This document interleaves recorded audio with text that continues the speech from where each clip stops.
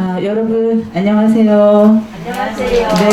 네, 오실 분들 거의 오셨을 것 같아서 너무 기다리는 것보다 조금 거의 시간이 됐기 때문에 바로 시작을 하도록 하겠습니다. 토요일에 주말 토요일에 이렇게 또 귀한 시간들 내주셔서 북토크에 함께 참석해 주셔서 여러분 너무 감사드리고 환영합니다. 저는 GNGO 말굴터 서점의 박정원 이사입니다. 네, 반갑습니다. 오늘 저희가 여기 지금 이 공간을 먼저 간단하게 소개를 드리고 그 다음에 작가님 소개하고 진행을 하도록 하겠습니다.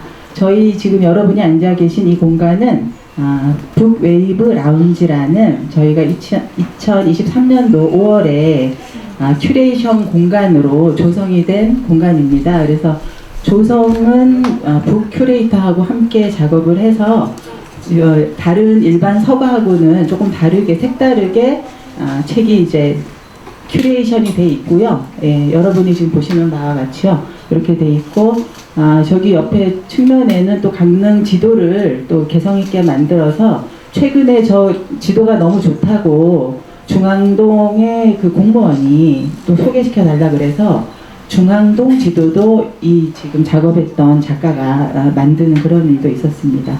그래서 저희가 이 공간에서 오늘이 17번째 문화행사를 진행하고 있고요. 혹시 뭐 강릉이 아닌 곳에서 오신 분 혹시 계십니까? 어디서 오셨어요? 양양에서 반갑습니다. 네. 오늘 그 모시게 된 우리 최연숙 작가님은 개인적으로도 너무 참 존경하고 좋아하는 분인데 강릉에서 오랫동안 그 자서전 쓰기 이런 활동을 계속 하시고 독서 지도사로서도 여러 가지 프로그램을 진행하셔서 배출한 제자만 해도 엄청 많으실 거로 알고 있어요. 그래서 오시겠다는 거 극구 안 오셔도 된다고 자리가 부족할 것 같아 이렇게 말씀하셨다 그러더라고요. 근데 이렇게 꽉 자리를 채워주셔서 너무 저는 아주 기쁜 마음입니다. 네. 오늘 행사는 3부에 이어서 진행이 될 예정인데요.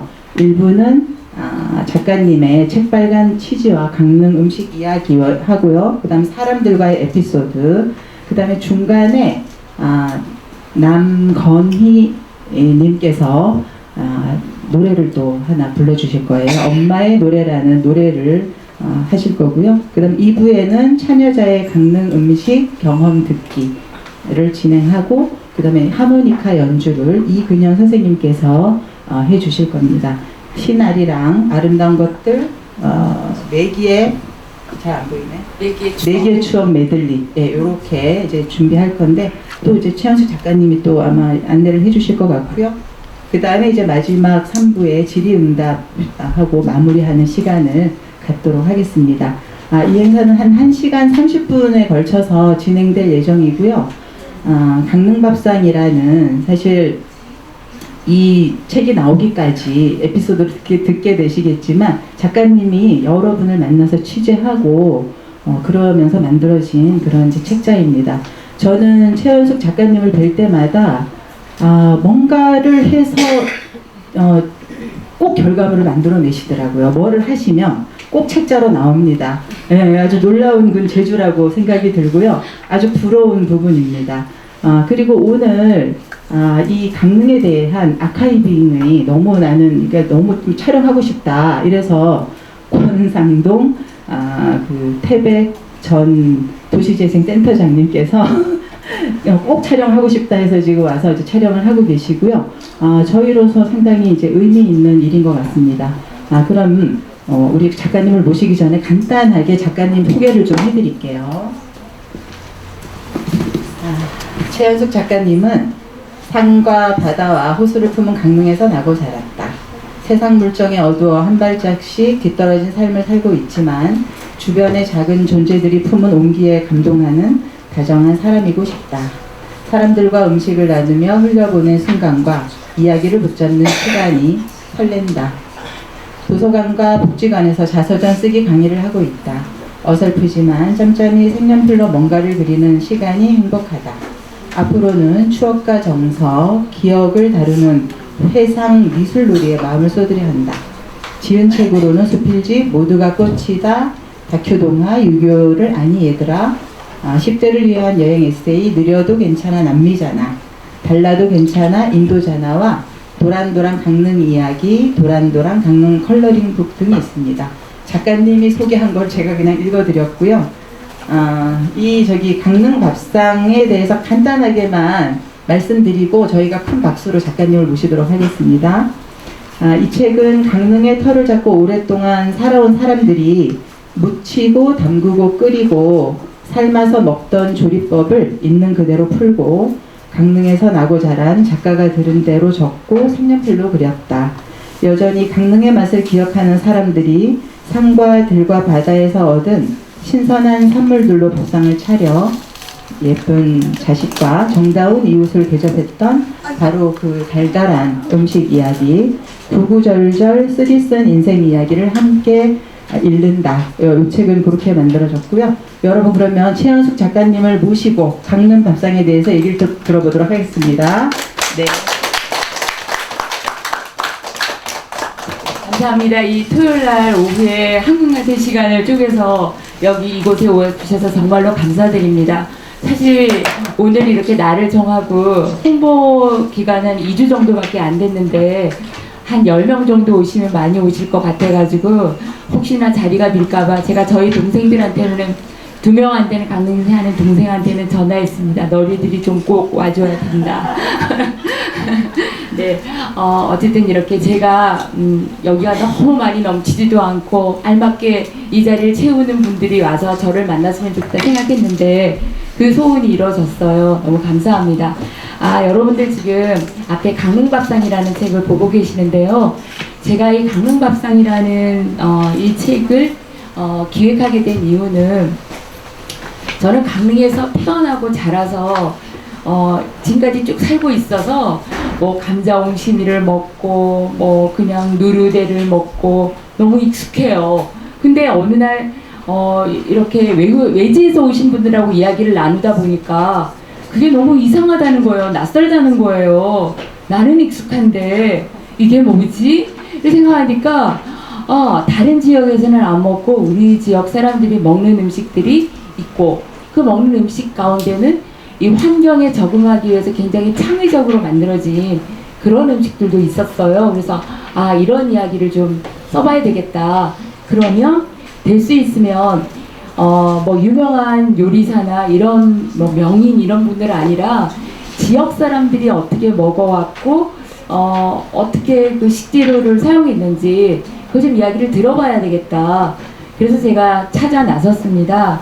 근데 그때가 이제 제가 코로나 기간이라서 제가 시간이 널널하게 많이 넘쳤어요. 그래서 이제 시작을 하게 되었는데 막상 사람들한테 다가가니까 사람들이 되게 거부감을 느끼는 거 있죠. 코로나 기간이니까 마스크를 쓰고 만나야 되고 찾아가니까 웬 또 사기꾼이 와서 나를 또 뭘 훑고 가려고 그러나 하고 잔뜩 경계심을 가지고 저를 바라보세요. 그래서 이제 제가 설득을 하고 이제 다가가면서 만나게 되면서 또 거기다가 제가 손글씨 레시피까지 다 받았습니다. 처음에는. 근데 이 책을 만들 때 손글씨 레시피를 실었으면 좋았을 텐데 제작비가 너무 많이 들다 보니까 그게 이제 다 생략이 되었어요. 그게 좀 아쉽고요. 그리고 이제 제가 이 책을 기획하게 된 거는 첫째는 외지인들이 너무 낯설어하는 거. 내가 익숙한 거지 외지인은 낯설다. 두 번째로는 이 음식 이야기를 들려주실 분들이 고령화되면서 점점 이렇게 세상을 떠나고 계시다. 저도 이 책을 이렇게 만들면서 돌아가신 친정 엄마 또 시어머님 생각이 났어요. 그분들한테 좀 더 살아계실 때 배울 걸, 들을 걸. 그때는 해주시는 거 그냥 덥석덥석 먹기만 했어요. 그 다음에 세 번째로는 제 나름대로 저는 여태까지 세어보니까 한 10권 정도 책을 낸 것 같은데 책을 만들었다고 해서 돈을 벌어본 적은 한 번도 없어요. 맨날 적자예요. 제가 그래도 다행히 강원문화재단이나 강릉문화재단에서 뭐 지원금을 받아가지고 책을 이렇게 내기는 하지만 그것도 저는 이제 이렇게 칼라로 이렇게 그림을 그리거나 사진을 넣어서 만들다 보니까 그 뭐 한 300여만 원 받아갖고는 택도 없어요. 그래서 이제 출판사하고 이렇게 부탁을 드려가지고 겨우겨우 세상에 책이 나오는데 그때마다 좀 팔리면 좋겠는데 뭐 별 그렇지도 못한 것 같고 그래서 아직까지 책을 한 10여 권을 내도 인쇄를 한 번도 받아본 적이 없어요. 그리고 이 책을 만들 때도 늘 마이너스예요. 이 어르신들 여기 지금 수록한 이야기가 38가지인데 38가지 중이면 한 30 뭐 한 몇 분을 만나러 다니잖아요. 그 집을 제가 빈손으로 갈 수가 없어요. 뭐라도 사들고 가야 돼요.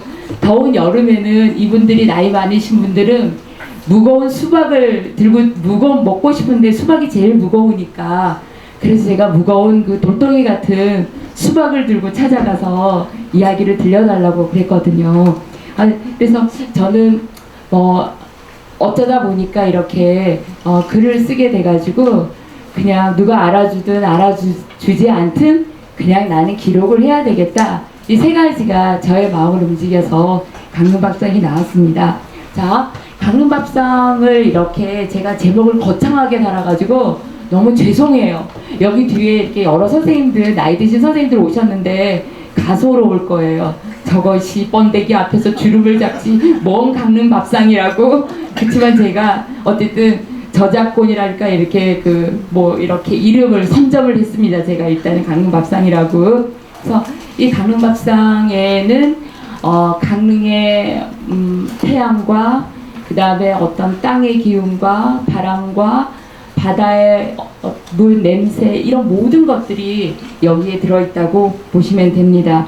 그리고 강릉 음식들은 뭐 그렇게 탁하게 화려하거나 뭐 자극적이거나 꼭 강릉 사람들하고 생기고 사는 거랑 말투하고 똑같습니다. 똑같아요. 그리고 이런 식재료 중에는 굉장히 창의적인 면이 많이 나왔다고 제가 아까 말씀드렸는데 그 중에 이제 대표적인 게 침감. 물론 이제 감자를 썩혀가지고 가루를 만드는 것도 그렇지만 침감이라는 거 우리 신경아 선생님 침감 들어보셨어요? 서울내기로만 살아오셨잖아요. 침감 우리 처음 듣죠? 한상호 선생님은 양양에 사셨으니까 어때 들어보셨어요? 많이 먹었어요.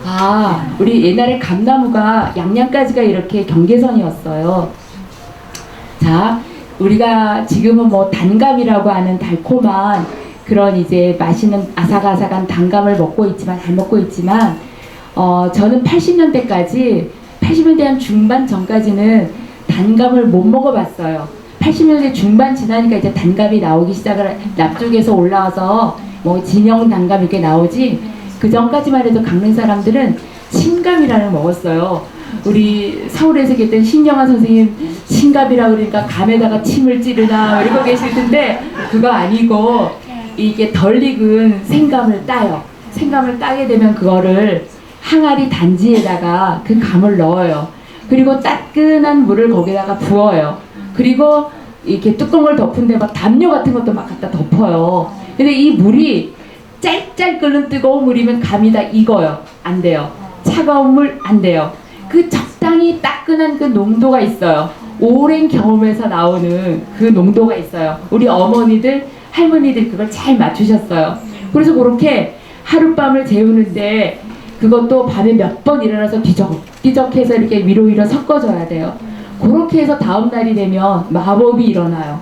그 땡감이 약간 이렇게 그 천연도 아는 것처럼 뽕긋뽕긋 이렇게 약간 뽕뽕 터지면서 어머 그 텁텁하고 떫었던 감이 아주 달큰한 감으로 단감 맛이 나는 걸로 변하는 거예요. 그걸 이렇게 먹고 그렇게 만들어서 어르신들은 또 이고지고 주문진 장으로 강릉 장으로 내다 파셨거든요. 그래서 그런 것들이 굉장히 재밌었는데 제가 강릉문화원에서 발행한 책이 있는데 1931년도에 일본 사람들이 와가지고 전국 곳곳에 이렇게 약간 수탈하기 위한 자료 차원에서 전국의 한 8군데 도시를 선정해가지고 그 지역의 그 가구 수와 모든 자원을 다 조사해서 기록을 합니다. 근데 1931년도에 바로 강릉 생활 실태 조사서가 나왔어요.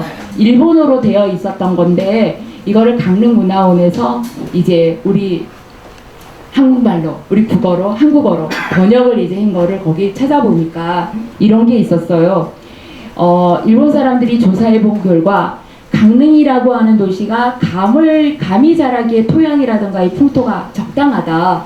근데 그때 당시에 1929년 당시 이제 그 조사를 시작했을 때 당시에는 강릉에는 주로 따배감이라 그래서 종자가 좀 작아요. 씨가 좀 많고. 근데 요거를 꽃감으로 만들기에는 조금 이제 부족하다 싶으니까 그때 당시에 강릉에 감나무가 2만 그루 정도가 있었대요. 자세히도 세었어요. 그 책에다 기록해놨어요.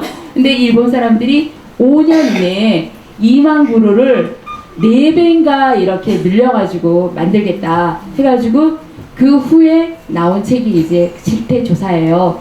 예, 그만큼 강릉이 예전에는 감나무가 굉장히 많았던 이유가 바로 그런 역사적인 배경이 있었고 100여 년 전만 해도 강릉 중앙시장은 전국적으로 유명한 꽃감 시장이었습니다. 근데 강릉 꽃감은 아주 독특한 게 뭐냐면 감 껍질을 이렇게 깎아가지고 그 감 껍질을 그 감을 말린 데 사이사이 켜켜이 넣어가지고 당분이 나오게 분이 나오게 합니다. 근데 강릉 꽃감은 까뭇까뭇하고 하얗게 이렇게 밀가루 이렇게 덮어놓은 것 같은 그런 느낌이 들어요. 그러면 옛날에도 이 감나무가 있는 집은 그래도 재산이에요, 그 감나무가. 그래서 감을 깎아서 곶감을 해서 내다 팔면은 그게 아주 큰 돈이 되었거든요. 저희 시어머님도 꽃감을 이렇게 만들어서 내다 팔아서 꼭 이렇게 겨울을 지낼 만한 그 석유, 기름을 이렇게 사셨어요. 근데 저희 그 시댁이 예전에 있던 그 땅에 보면 엄별리라는 곳이었는데 거기 밭가에 감나무가 있었거든요. 저는 이제 시집온 새댁이에요. 저 27살 때 그때 그 시집온 새댁이 어머니 따라서 엄별리 어머니 감 따라간다 그래서 제가 갔거든요. 근데 제가 감나무에 올라갔겠어요? 못 올라갔겠어요? 저 못 올라가고 저희 시어머니가 감나무에 올라가셨어요. 저는 밑에서 그걸 주웠어요. 주우면서 이제 그걸 가져와서 이렇게 했는데 물어보니까 예전에 감나무가 많은 집은 저녁 때가 되면 사람들이 다 모여서 그 동네 사람들이 모여서 감 껍질을 까줬대. 감을 껍질을 깠대요. 그래서 제가 품값을 받았나 그랬더니 안 받고 품값은 감을 깎은 다음에 감 껍질을 가져가는 거예요. 그리고 이렇게 약간 깨진 거, 터진 거, 흠난 거, 이런 쪼가리 같은 거, 못생긴 거, 상품 가치 없는 거, 요런 거를 품값으로 가져갔다라는 거예요. 옛날에는 주정부리 할 게 부족하다 보니까 그 감 껍질 먹는 것조차도 굉장히 귀했던 그런 시기였던 거예요. 그래서 요런 그 이야기들이 감과 함께 있었고, 그 다음에 음식과 관련해서 제가 이야기를 드리면은 제가 이 강릉밥상을 이렇게 내자 사람들이 가장 많이 환호했고 어떤 추억을 되새겼던 음식은 뭐냐면 진우아리와 부새우 이야기를 가장 많이 했어요. 그래서 진우아리는 강릉 사람들의 소울푸드인가? 이런 생각을 제가 했습니다. 저 역시도 뭐 그냥 중학생에 가면은 먹을 수 있는 거? 이랬는데 2018 동계올림픽 때 제가 전화 한 통을 이제 받게 되는데 2018 동계올림픽이 되니까 저녁에 뉴스만 틀면 강릉이 어쩌고 저쩌고 뉴스가 나오니까 수원에 살고 있는 제 그 친구 혜경이라고 하는 친구가 전화가 온 거예요. 그 친구 35년 만에 이렇게 연결된 전화인데 어찌어찌 내 소식이 궁금했는데 최근에 알게 됐다 하면서 전화가 왔어요. 그러면서 이제 얘기를 쭉 하다가 혜경아, 근데 너는 왜 많고 많은 사람 중에 이렇게 너랑 나랑 만난 거는 1983년도에 38년 전에 35년 전에 강릉 우체국 그 신호등 그 건널목에서 너를 만나고 내가 너 헤어진 게 끝인데 내가 뭐 니랑 뭐 그렇게 친하게 지낸 것도 아닌데 니는 왜 나를 그렇게 기억하고 내가 보고 싶었니? 그랬더니까 한다는 얘기가 자기가 중학교 2학년 때 강릉여중에 전학을 왔대요. 전학을 왔는데 제 옆 앞에 자리에 앉았는지 하여튼 거기에 앉았답니다. 근데 우리 그때는 급식 시간이 따로 이렇게 학교에서 점심을 주지 않으니까 집에서 도시락을 싸가지고 가잖아요. 그럼 아이들이 이렇게 마주 앉아 먹고 이렇게 돌아 앉아서 먹고 이랬는데 그 친구 하는 말이 예, 너는 있잖아 도시락 반찬을 싸웠는데 뭔 해초 같은 걸 싸왔는데 되게 맛있었어.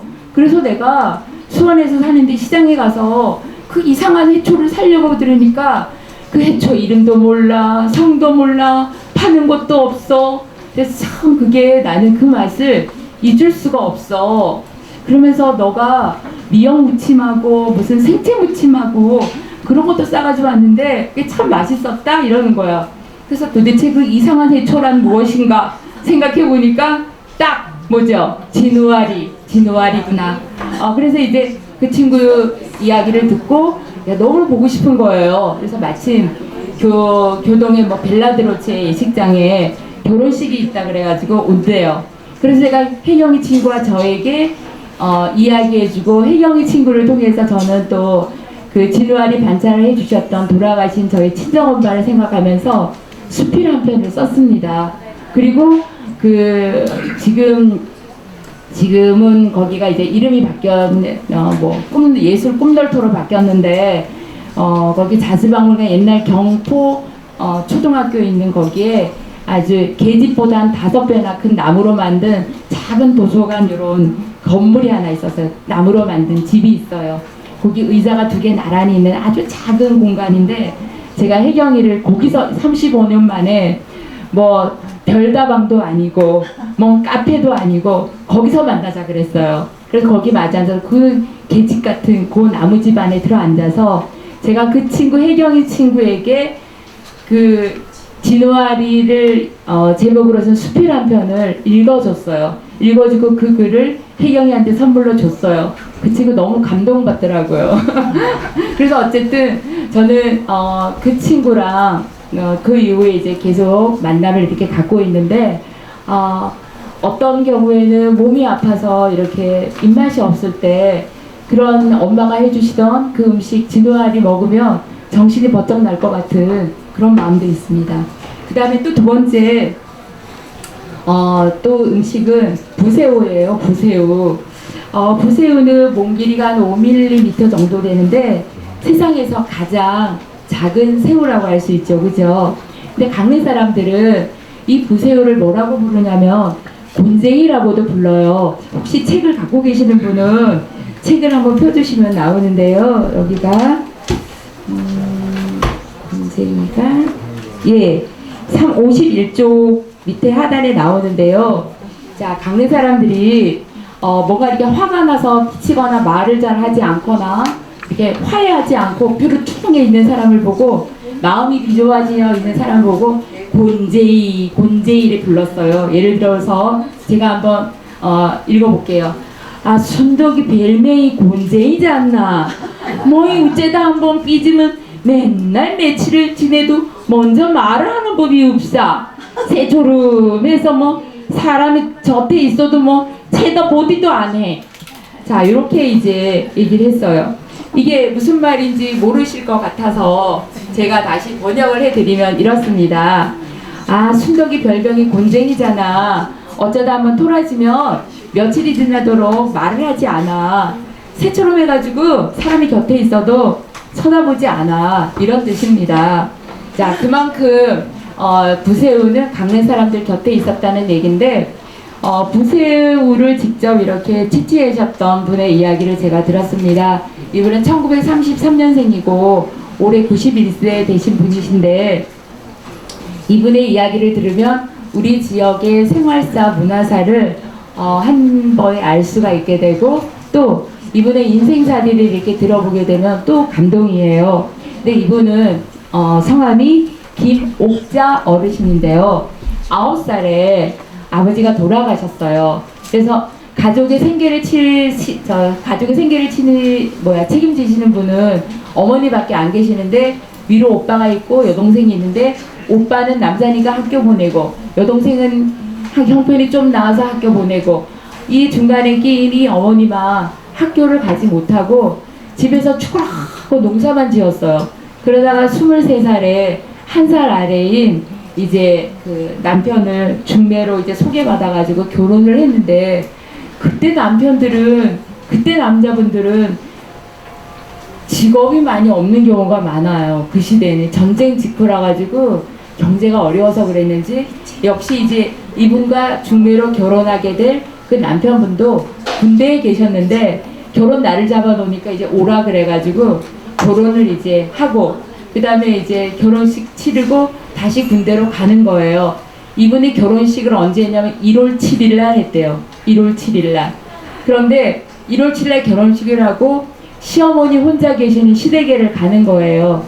시댁에 가서 끼니 때가 돼서 쌀독을 열었어요. 쌀이 있었을까요? 없었을까요? 쌀이 없어요. 쌀이 없어요. 그래서 이분이 이거 뭐 남한테 이웃집 가서 빌려 먹는 것도 한두 번이지. 그래서 가만히 보니까 이 동네 사람들은 부새우를 뜨더라는 거, 부새우를. 그래서 시집 온 지 사흘 만에 1월 7일 날씨가 얼마나 추워요. 그 사흘 만에 그 동네 사람들한테 부새우 뜨는 법을 배워서 부새우를 뜨러 나갔답니다. 그 부새우를 뜨는데 이 부새우 때 이 허리에다가 이렇게 무슨 바구니 같은 동이 같은 거를 달고 한 4시간씩 이렇게 긁어가지고 이렇게 하는데, 부새우가 앞에 부자가 뜰부자잖아요. 뜰채 같은 걸 이렇게 떠가지고 이거를 계속 담아요. 담아갖고 오면 그거를 또 씻어야 돼요.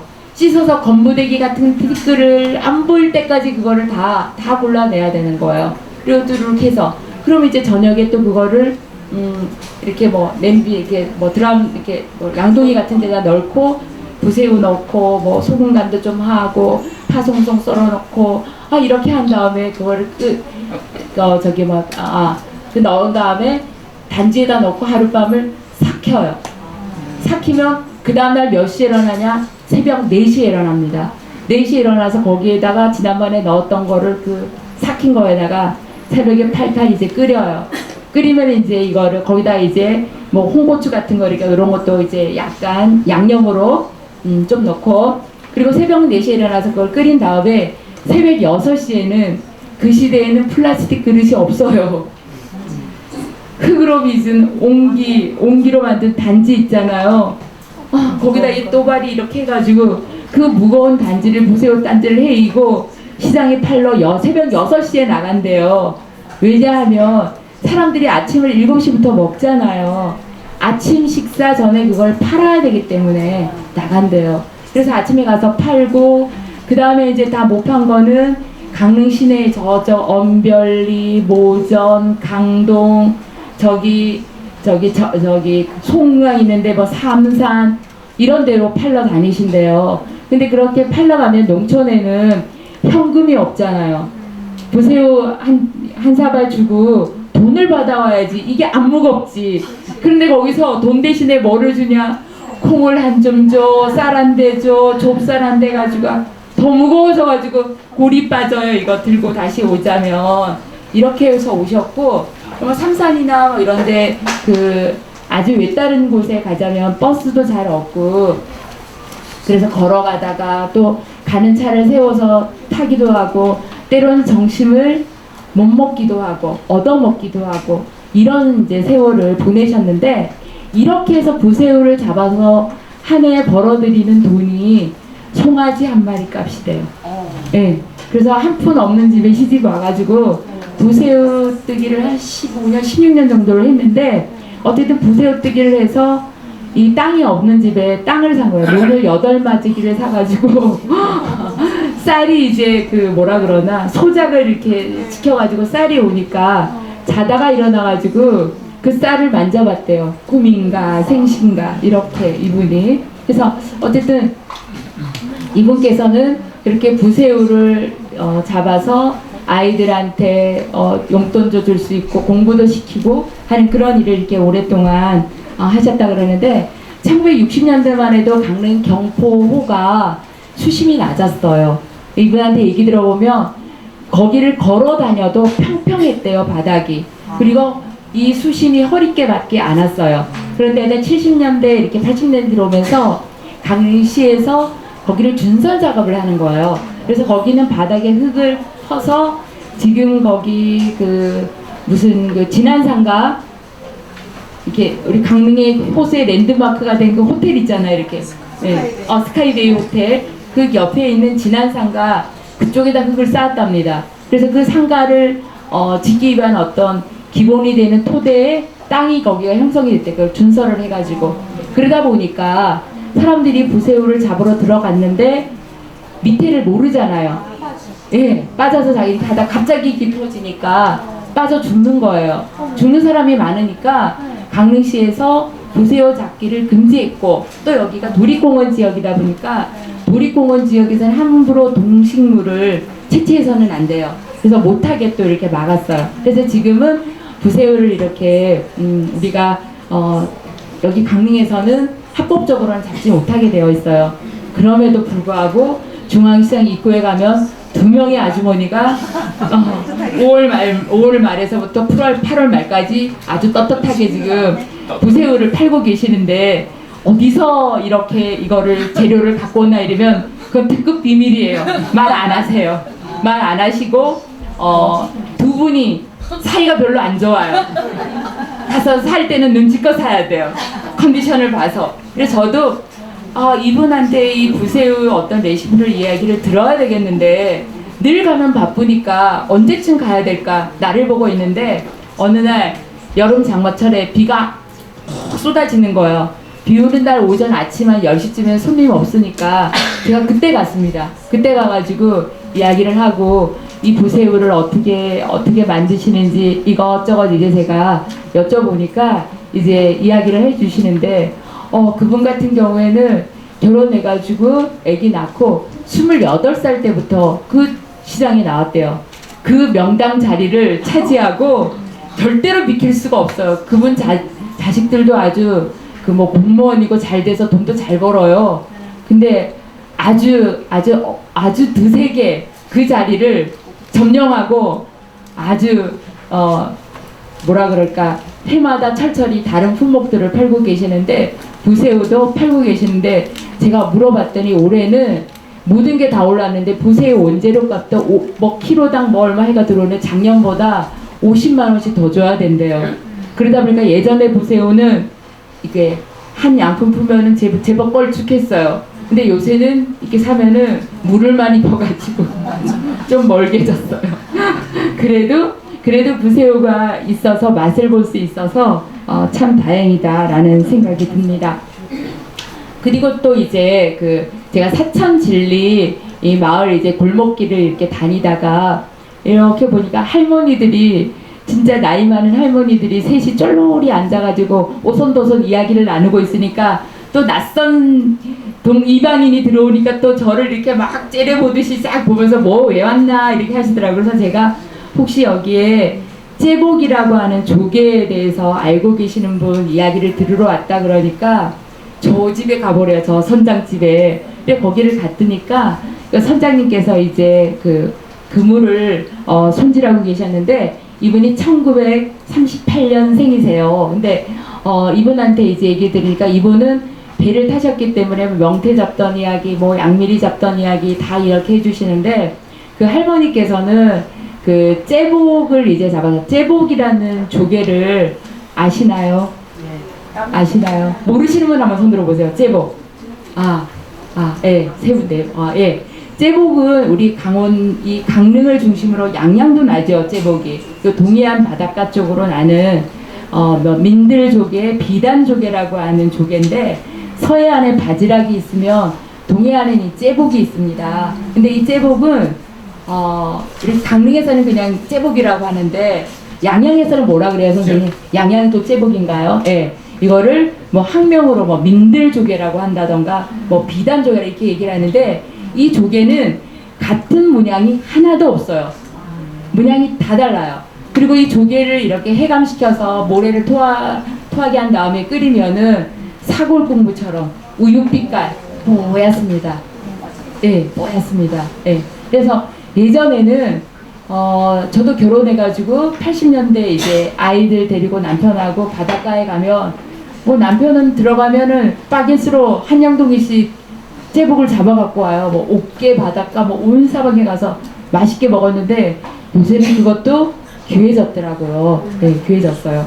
그래서 그 유종구 할아버지한테 들었던 이야기 중에 제가 심퉁이에 대해서, 우리 강릉 사람들은 또 겨울 되면 남자분들이 심퉁이 더 좋아해요. 술안주로 아주 짱이거든요. 근데 이 심퉁이 이야기도 가서 들으니까 옛날에 한 50년, 60년 전에 이런 치즈인데 심퉁이 안 먹었대요.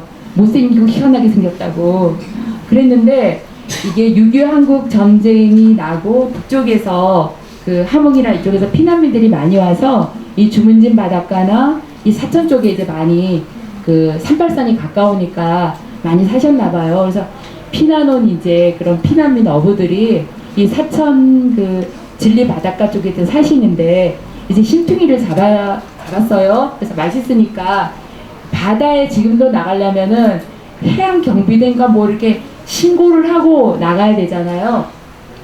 근데 이제 북쪽에서 온 그 피난민 어부들이 심퉁이를 이제 거기 해안 경비대에 있는 군인이나 해안 경찰이나 그 사람들한테 회 처먹어, 회 처먹으라우, 회 처먹으라우 이렇게 던져주고 갔어요. 회 처먹으라우. 그런데 그 군인들은 뭐야 이게 회 처먹으라고 이게 뭐야, 뭔 욕을 하고 이게 언제 봤다고 욕을 하고, 그래서 욕을 이제 얻어먹으면서 그 심퉁이를 받아가지고 이거를 먹으려니 이게 이 심퉁이는요 생걸로 아무리 칼로 잘라도 절대로 잘라지지 않아요. 안 잘라져요. 심퉁이는 뜨거운 물에 데쳐야 돼요. 뜨거운 물에 데치면 무슨 현상이 일어나? 하얀 하이타이 거품 같은 게 부글부글 생겨요. 그거를 깨끗하게 이렇게 씻어내고, 그리고 송송송송 썰어서 초고추장에다가 찍어 먹으면 그 심퉁이 숙회가 되는 거고, 거기에다가 묵김치 넣어서 이렇게 볶아 먹으면 심퉁이 두루치기가 되는 거예요. 그런데 이 군인들은 그런 걸 몰랐던 거죠. 모르는 상태에서 뭔 고기를 기분 나쁘게 회쳐 먹으라우 해서 받았는데, 뭐 반말로 말이야 이렇게 뭐야 이랬는데, 또 심퉁이라는 이상하게 생긴 거를 삶았더니 먹지도 못하겠고, 그래서 이제 뿔때가 난 거예요. 그래서 이 북쪽에서 온 어부들한테 회쳐 먹으라고 던져두고 간 어부들을 허가를 안 내줬대요. 일주일을 바다를 못 나갔대요. 고기를 못 잡았대요. 예, 그래서 나중에 이게 오해가 풀려서 심퉁이 맛도 알게 되면서 다시 이렇게 바다에 나가게 됐다 하는 이제 그런 이야기도 들려주셨고요. 그 다음에 또 여기 주문진도 그렇고 사천도 그렇고 강릉 되면 그 9월달, 12월달 되면 양미리가 굉장히 많이 잡히는데, 이 양미리라고 하는 이 고기는 다른 물고기하고는 다르게 바닷속에 모래바닥 있죠. 모래바닥 속에 걔네들이 들어있대요. 거기서 논대요. 그런데 이 날씨가 9월달 이렇게 되면서 바다 수온이 점점 차지잖아요. 그죠? 날씨가 추워지면서 얘네들이 모래 속에서 나온답니다. 이제 모래 속에 나와서 왔다 갔다 하면 그때 걔네들이 이렇게 잡는 거래요. 근데 강릉 사천 바다가 굉장히 모래가 깨끗하고 좋아요. 그러다 보니까 그쪽에서 이렇게 양미리들이 많이 잡혔다고 하더라고요.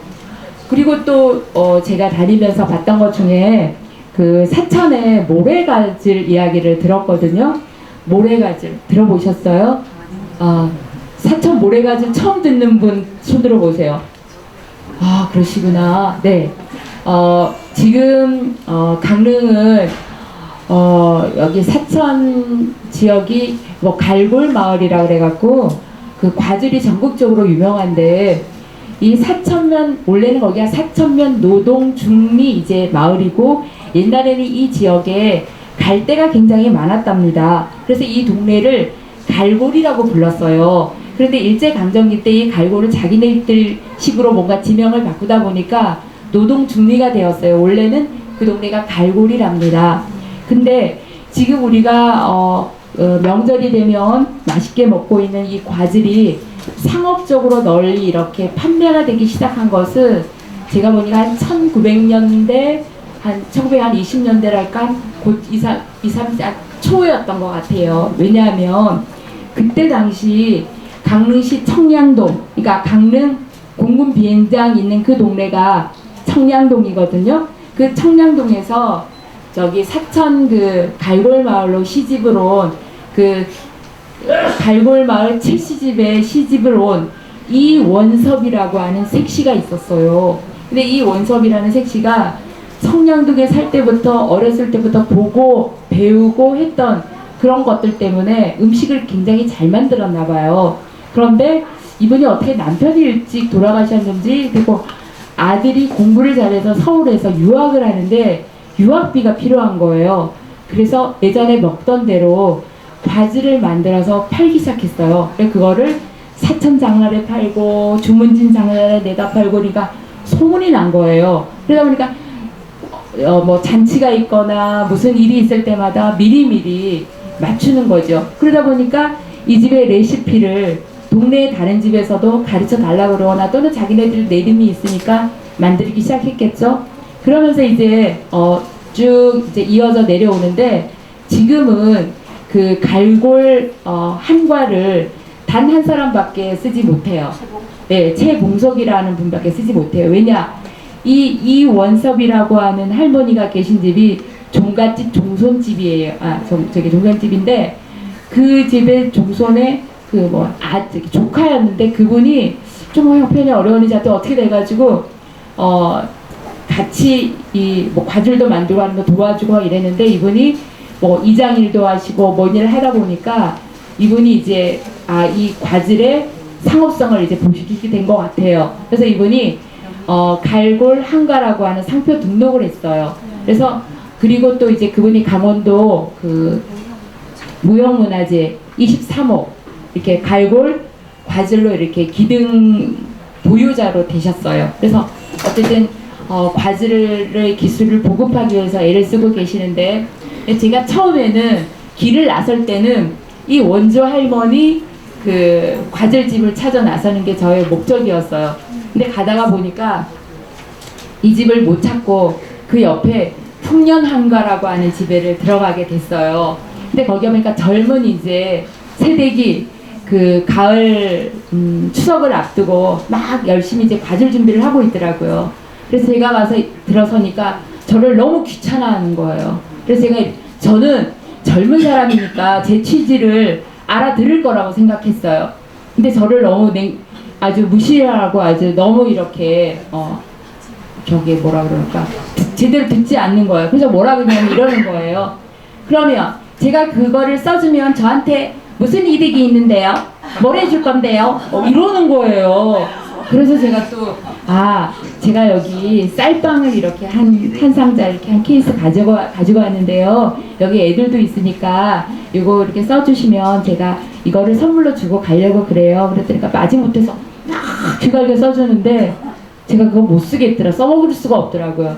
그래서 어쨌든 간에 그 사람도 땀 뻘뻘 흘리고 나도 계면적에서 민망해서 땀을 뻘뻘 흘리고 나오다 보니까 이 컨테이너 바깥에 박스 안에 어떤 할머니가 이제 저와 함께 같이 갔던 남편이랑 마주 앉아서 이야기를 하고 있는데, 그 할머니가 보물인 거예요.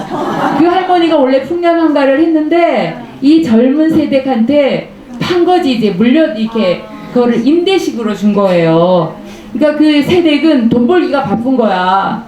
이 할머니는 여유만만인데, 그래서 그 할머니한테서 이제 그 과질 이야기, 오리지널 얘기를 이제 듣게 된 거예요. 그래서 물어봤더니 이 과질을 만드는 거는 한마디로 정성과 기다림, 끈기의 시간이다라는 생각이 들었어요. 그래서 어떻게 하냐 했더니까, 일단 찹쌀을 한 마리나 찹쌀을 이렇게 씻어가지고 이거를 단지에 같은 데 넣고 물을 붓고 한 달 동안 가만히 놔준대요. 한 달 동안. 그럼 이 한 달 지나고 나면 이게 여기서 암모니아 냄새, 우리 강릉 사람들은 그걸 쿤내라 그래요. 똥 쿤내. 오랜만에 듣죠. 똥 냄새 같은, 화장실 냄새 같은 그런 냄새가 난대요. 그러면 이제 그거를 다시 한 달 지나면 그걸 또 씻어요. 하루에 5번씩 씻어요. 3일 동안 씻어요. 이거를 씻어내면 그 쿤내가 사라지는 거예요. 그러면 그거를 다시 어떻게 하느냐, 이제 빻아가지고 그거를 이렇게 가루를 만드는데 빻는데 거기다가 콩을 갈아가지고 생콩가루를 거기다 넣어요. 근데 여기서 생콩가루의 반죽이 너무 중요한 거예요. 이 비율이 잘못되면 나중에 이 바탕이 일어나지 않는데요. 그래서 어떤 생공가를 넣어서 이거를 이제 반죽을 해서 그 찹쌀 반죽을 쪄요. 찌면 이제 인절미 같이 이제 그런 이제 찰딱찰딱한 철철 흐르는 거 되겠죠. 그거를 다시 방아를 찧어요. 찍고 하면 거기서 이렇게 물방울이 같은 방구리 같은 게 생기면서 공기가 빠져나오잖아요. 공기가 빠져나오면 그거를 다시 반죽을 이게 집에 이렇게 넓은 방이나 방에다가 감자가루를 이렇게 솔솔 뿌리고 그 찹쌀 이게 찐 반죽을 쫙 펴요. 두께 한 1cm 정도 쫙 펴요. 쫙 펴면서 이제 그거를 여기 우리가 먹는 그 강정 같은 경우에는 여기 손가락 요만하게 자르고 그 다음에 이게 큰 과질은 이게 손바닥 요 반만하게 이렇게 해가지고 이거를 잘라서 그걸 말리는데 이렇게 말리고 뒤집어 말리고 밤새도록 그 방에 불을 떼고 이걸 말리는 거예요. 이거를 이게 또 너무 바짝 말르면 이게 말라서 터져요. 이게 또 덜 마르면 안 돼요. 요거를 이렇게 반죽을 맞춰서 이걸 뒤집어 가지고 이걸 말린 다음에 그 말린 것들을 다시 상자에다가 차곡차곡 넣어서 30일을 재운답니다. 그 재우기 과정을 거쳐야지만 이제 잘 바탕이 일어나는데 그렇게 해서 자 생각을 해보세요. 80년대 전까지만 해도 우리가 사실 식용유 같은 거 별로 안 썼지 않아요? 주로 콩기름 같은 거 이런 거 쓰다 보니까 이 바탕을 이렇게 튀겨내야 되는데 콩기름이 좀 비싸잖아요. 콩기름 비싸니까 어쨌든 기름에다가 그거를 튀기면 이렇게 일렁일렁해서 이렇게 딱 튀겨내면은 했는데 기름이 비싸다 보니까 자 사천 바다 모래가 좋다 그랬잖아요. 그 사람들이 제가 그러니까 모래를 갖다가 이렇게 모래를 뜨겁게 달구어서 거기에다가 이 바탕을 집어 넣는데요. 그럼 이게 붕그렇게 이렇게 커지는 거예요. 붕그렇게. 그럼 이게 건강식이에요. 기름이 안 들어가고 지금 보면 예 구워면 되니까 이렇게 해서 딱 꺼내면 근데 문제는 제가 믿어지지가 않았어. 어떻게 모래에다 튀겨내? 그 모래가 무슨 자갈돌만한 모래도 아니잖아요. 그래서 제가 이상하다 했는데 제가 사천 진리 바닷가에 가서 찾아보니까 이 동해안 모래 중에서 유난히 사천 진리가 모래가 굵더라고요. 거기가. 그래서 이게 가능했구나. 그래서 이 뜨거워진 모래에다가 그렇게 바탕을 튀겨내가지고 하면은 문제는 사람이 먹는 건데 모래가 있으면 돼요, 안 돼요? 그러니 식구들이 밤새 내내 지금처럼 이렇게 LED 전구도 아닌데 그 식구들이 모여 앉아서 그 바늘을 들고 혹시나 모래가 있을까봐 다 파냈대요. 그거를 온 식구가 다 모여서 그렇게 해서 그렇게 파낸 다음에 조총 만드는 거 끓인 조총에다가 그거 이렇게 조총 발라서 이렇게 튀밥으로 하는데 지금은 우리가 과즙을 사 먹게 되면은 이 쌀을 이렇게 뿌시래기 했잖아. 뿌시래기 부셔서 이렇게 묻혀서 주는데 강릉은 그런 거 아니에요. 옛날에 쌀 알 튀긴 거 통 밥알을 이렇게 굴려가지고 해줘서 그거 하나 먹으면 되게 든든했거든요. 그래서 옛날에는 지금처럼 그런 거 안 먹었어요. 그러니까 그런 거 다 뭐냐면 자본주의의 폐단이에요. 재료를 적게 들이고 이윤을 많이 얻자 보니까 통 밥알을 안 쓰고 그렇게 부시래기를 넣는 거예요. 그러다 보니 자 여러분들 그 서울 같은 데서 뭐 구정이나 아니 설이나 추석 때 보면 선물 세트로 오는 과일 먹어보면 맛없죠. 딱딱하고 강릉 과일 맛이 안 나요. 이 강릉 과일은 많이 부풀어 올라가 거기 그 공기 들어간 층 같은 게 이렇게 특별한데 바삭한데 서울이나 이런 데서 오는 거는 그 맛이 안 나요. 그래서 이 강릉 과즙은 그런 그 인내와 정성과 어떤 까다로운 기다림이 들어가 있는 음식이다 하는 그런 말씀을 제가 이렇게 드립니다. 제가 이렇게 지금까지 강릉 그 음식 이야기를 이렇게 쓰기 위해서 만났던 사람들 중에서 기억나는 몇 분에 대한 이야기를 쭉 했는데요. 잠깐 쉬어가는 의미에서 제가 가수 한 분을 모시겠습니다. 어디 계신가요? 어서 오세요. 네.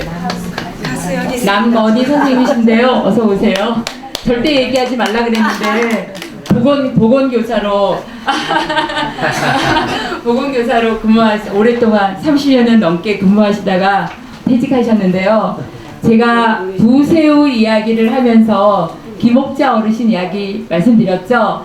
그 김옥자 어르신이 부새우 팔러 가고 그 다음에 머리에다가 쌀 이고지고 시내 내다팔 때 엄마 등에 매달려서 다녔던 그 명숙이 책에 나오는 명숙이가 바로 이분이십니다. 이분도 어머니와 같이 부새우를 뜯어갔어요.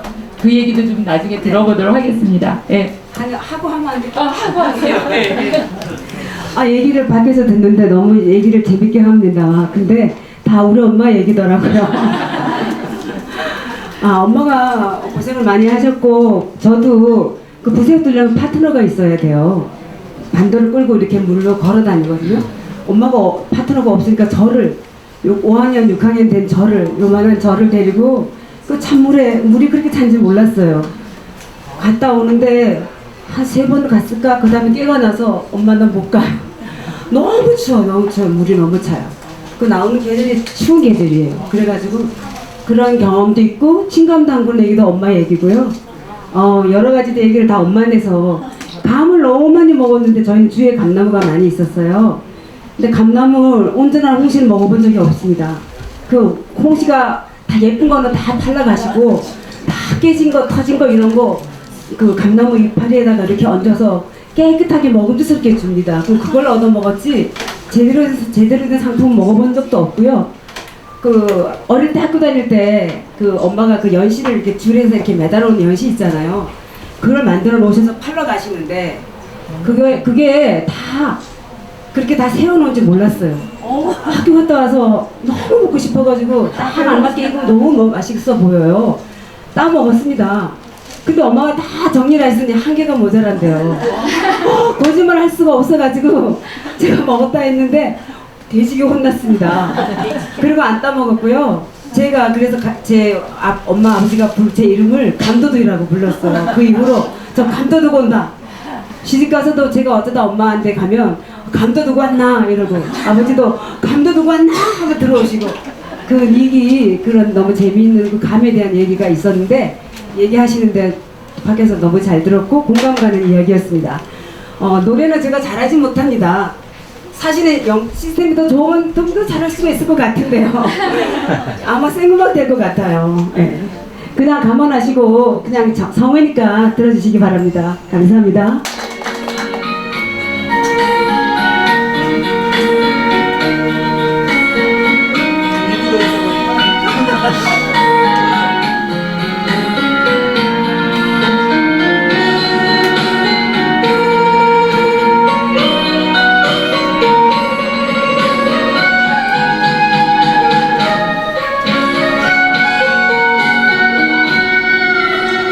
마을의 한 소녀와 총각 선생님 이야기, 부엌에서 들리는 엄마의 그 노래, 오늘따라 눈물이 납니다. 만나고 좋은 것 아니 딸내미 아들내미 키우시며 까맣게 타버린 눈물의 그 세월들을 어떻게 말로 다 할까요? 그 세월을 눈물을 들으니 그 세월이 너무 미워요.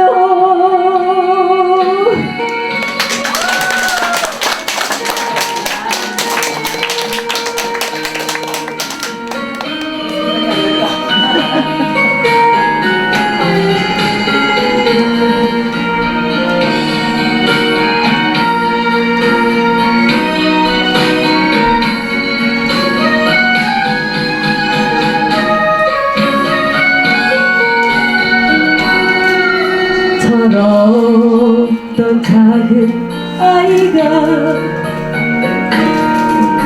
이제 나이를 먹었죠. 세상살이 힘들어 지치는 날이면 듣고 싶은 엄마의 노래 만나고 좋은 건 아니 딸내미 아들내미 키우시며 까맣게 타버린 눈물의 그 세월들을 어떻게 말로 다 할까요. 은하간 봄처녀를 무심히 데리고 간 그 세월이 너무 미워요. 그 세월이 너무 미워요.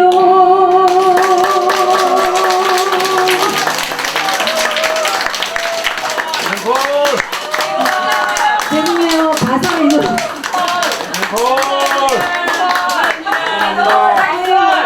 아니 멀쩡해도 가사 왜 생각 안 날까요? 감사합니다. 앵콜 받고 싶은데 시간이 너무 늦어질까봐 지금 아유 참나. 조금 있다가 시간이 조금 나오면 또 앵콜을 요청하도록 하겠습니다. 그럼 이제 2부로 넘어가는데요. 2부에서는 네? 여러분들의 강릉 음식 이야기를 좀 제가 들어보려고 해요. 제가 오늘 아침에 어디를 갔다 왔냐면 선교장을 다녀왔거든요. 선교장 둘레길을 이렇게 걷다가 보니까 1908년도에 있었던 그 동진학교 그 터라고 하는 이렇게 그 비석이 하나 이렇게 푯말이 세워져 있더라고요. 여러분들 강릉 초당두부가 유명해졌잖아요. 20년 전만 해도 초당 이렇게 치면 저 아래 동네 초당이 나왔어요. 근데 요새는 초당만 치면 바로 그냥 두부가 따라 올라오는데 제가 이번 책에서는 뭐 초당 두부의 역사에 대해서 뭐 홍길동전을 쓴 뭐 허균의 아버지가 뭐 허엽이 뭐 초당 두부를 만들었다 뭐 이렇게 뭐 그런 이야기를 하는 경우도 있는데 저는 그분이 만들었는지 안 만들었는지 본 적은 없어요. 그런데 한 가지 사실은 있어요. 1908년도에 나라가 이제 기울어져 가니까 여기 강릉에 살고 있던 유생들이 성각자들이 우리가 이러고만 있으면 안 되겠다. 새로운 신학문을 배워야 되겠다. 그래서 선생님을 훌륭한 선생님 한 분을 모셔오는데 바로 몽양 여운영 선생님을 모셔옵니다. 몽양 선생님은 그때 나이 24살인가 뭐 5살 정도밖에 안 됐는데 이미 굉장히 재산이 많은 양반집 자제인데 이분은 자신의 재산을 처분해서 노비들에게 다 나누어 줬어요. 그리고 이제 어쨌든 이분이 강릉에 오시게 되었는데 강릉에 오셔서 초당에 영어학교도 세우고 동진학교에서도 강의를 하고 이러는 과정에서 강릉에 그때 당시에 축구도 가르치고 강릉이 축구의 명문 도시잖아요. 다 그때부터 축구를 배웠어요. 몽양 선생님이 스포츠맨이에요. 테니스도 잘하고 수영도 잘하고 온갖 걸 다 잘해요. 인물도 아주 좋으신데다가 근데 이분이 문과 무를 겸했어요.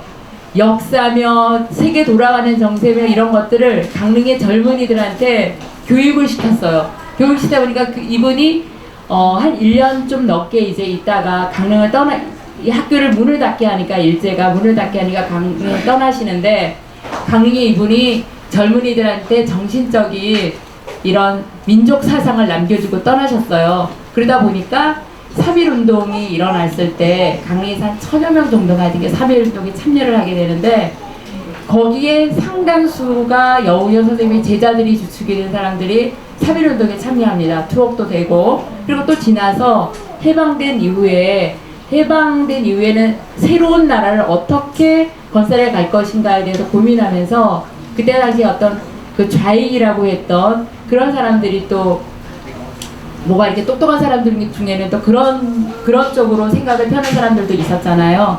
그러면서 그런 사람들 중에도 여운영 선생님이 뿌려놓은 그런 그 정신적인 그 유산을 이렇게 습득한 사람들이 있었던 거예요. 그래서 그런 사람들이 좌익에 연루되다 보니까 초당동에서 6.25 전쟁이 나기 전에 1947년도인가 뭐 이렇게 뭐 소탕작전처럼 뭘 하면서 그때 많은 사람들이 또 이렇게 죽어요.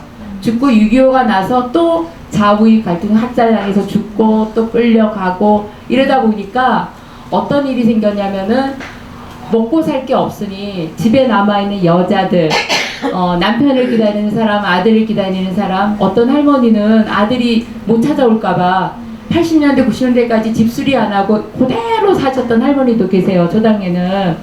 자, 그랬는데 이 저기 초당에 이제 이런 이제 일들이 있다 보니까 같은 날에 제사를 지내는 집도 초당에는 굉장히 많이 있거든요. 그래서 혼자 남은 이 여자분들이 먹고 살기 위해서 두부를 만들어서 시장에 내다 팔아요. 그때는 아침에 저 일어나면 이렇게 딸랑딸랑 다니며 두부 왔어요 이렇게 팔려다니는 그런 분들이 많았거든요. 그분들이 강릉시내까지 초당동에서 걸어오셨거든요. 근데 여기에 그 이야기를 조금 들려줄 제 친구가 있어요. 제가 친구한테 미리 부탁하면 그 친구 여기 안 왔을 것 같은데 제가 지금 여기서 갑자기 이 친구를 불러내겠습니다. 저기 경포 라카이샌드 그 파인 그 리조트 앞에 KN하우스라고 작년 12월에 그 MBC 그 이렇게 매칭 프로그램 학연이라는 프로그램을 저 친구 KN하우스에서 찍었어요. 굉장히 예쁜 그런 펜션이거든요.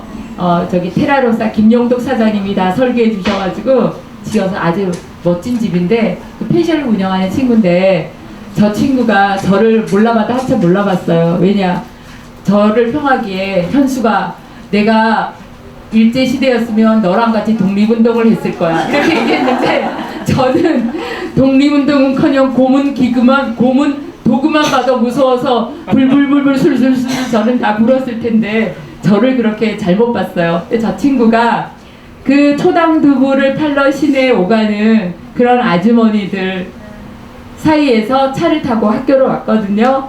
그때 이야기 재미나게 들려줄 거예요. 우리 채정님 친구 앞으로 좀 나와주세요. 이거 전혀 각본이 없던 거예요. 얘기했으면 저 친구 안 왔을 것 같아요. 제가 이렇게 나올 줄 알았으면 옷을 진짜 이쁜 걸 입고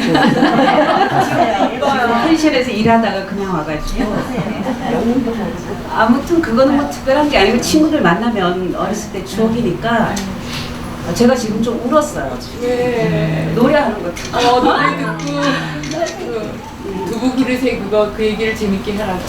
아니 그러니까 내 감정이 아직까지 눈물이 마르지 않았는데 눈물이 마르지 않았어. 이 가는 목소리가 좀 그렇고 우리 엄마 생각이 많이 나서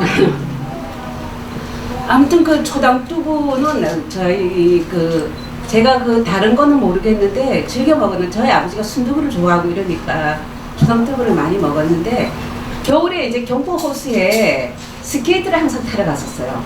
지금은 이제 경포호수가 얼었다 안 얼었다 이러는데 내가 고등학교 때까지는 경포호수가 항상 얼었던 것 같아요. 그래서 그때 스케이트 대회를 이제 하고 그랬는데 그 당시 이제 제가 우리 반 대표로 나갔죠. 그래서 제가 잘 타서 나간 게 아니라 시간 남은 애들이 그 서성이다 보면 이제 한 명씩 반 대표가 되는 거예요. 그래서 제가 그때 이제 어쩔 수 없이 우리 반 대표로 나갔는데 그 알죠? 옷이 없으니까 그때 그 강요복 코트를 입고 스케이트를 탄 거예요. 그러면서 이제 했는데 그때 갔다가 이제 내가 이렇게 기억이 지금 약간 희미한데 시내버스를 타고 이제 강릉으로 이제 시내로 오는데 그 당시에 그 버스 안에 그 정말 두부를 초당 두부를 이제 이렇게 한두에다가 해가지고 팔러 나가는 할머니들이 좀 몇 분 계셨던 것 같아요. 근데 그때 이제 버스가 워낙 이제 만 원이다 보니까 제가 그 버스를 타는데 이렇게 붙잡고 있었던 것 같아요. 그래서 그거를 이제 근데 옆에는 이제 그 마침 그 두부 함지박이 몇 개가 있었어요. 제가 그 사이에 이제 간신히 이제 이거 손잡이를 붙잡고 있었는데 이제 버스가 가다가 갑자기 그거 멈추니까 간성에 버치기 위해서 제가 거기를 마침 주저앉았어요. 근데 제가 엉덩이가 크잖아요. 엉덩이라서 엉덩이가 워낙 큰데 제가 주저앉으니까 그 순간 나는 그 감촉을 아직도 못 잊어요. 그 따끈따끈하고 그 뭉실뭉실한 그 감촉이 너무 좋은 거야. 근데 이거 큰일 났다는 생각은 순식간에 순식간에 들지만 내가 일어나시고 싶지 않은 거야. 너무 따뜻하고 그 경포에서 발발발 떨다가 그렇게 했는데 그래서 아무튼 정신 차리고 일어나는데 사람들이 난리 났죠. 웅성웅성 두고 이제 뭐 난리 났다 이러면서 가니까 그 순간 저는 돈이 없었어요. 돈이 없었는데 그 할머니가 마침 있다가 그 할머니를 기억하는 강릉 시민들도 많이 있을 거예요. 그 할머니가 고막냉이 할머니였어요. 그 우리 집에도 좀 발로 오는 할머니였는데 내 두부 내냐고! 내 두부 내냐고! 이러다가 내가 그걸 흉내를 잘 모르겠는데 아무튼 그 할머니가 독특한 그게 있어. 그 순간 내가 막 미치겠어. 얼마나 그 사춘기 때 그 남의 시선도 굉장히 의식되고 그런 때인데 그 할머니가 버스가 떠나가고 그 할머니한테는 그게 그날 하루의 수입이니까 막 할머니가 진짜 막 거의 발작을 하듯이 그렇게 하는 거야. 그러니까 나는 막 식은땀이 막 나고 이걸 돈이 없는데 그래서 내가 그 당시에도 약간 그 나이에 비해서 좀 뻔뻔함이 좀 있었던 거 같아요. 그래서 안 되겠더라고. 그래서 할머니한테 붙잡고 그 안에서 할머니나 할머니 앉는데 할머니가 우리 집에 두부 팔려 가끔 오신다. 그러니까 우리 집에 와가지고 내가 엄마한테 얘기할 테니까 그때 두부가스 좀 받아가라. 근데 그 할머니가 안 된대요. 그 할머니가 안 된다고 해가지고 아무튼 그 할머니를 끌고 우리 집까지 와가지고 모시고 와는 거지. 그래서 그 우리 엄마한테 사전 얘기해서 두부가스를 받아냈는데 그 할머니가 그렇게 야속하더라고. 그래서 내가 그 깨진 두부 다 받아냈지. 그거 놔두고 가라고. 그래서 이 두부, 이 초당 두부에 대해서는 제가 좀 추억이 많아요. 그래서 저희 아버지도 워낙 두부를 좋아하시고 그래가지고 이 초당 두부에 대해서는 하면은 항상 이 향수 같은 게 그런 그림 순식간에 이제 그려지고 그런 게 많죠. 아무튼 이렇게 현실 덕분에 이렇게 여러 분한테서 얘기하면서 또 쑥스럽게 하고 영광입니다.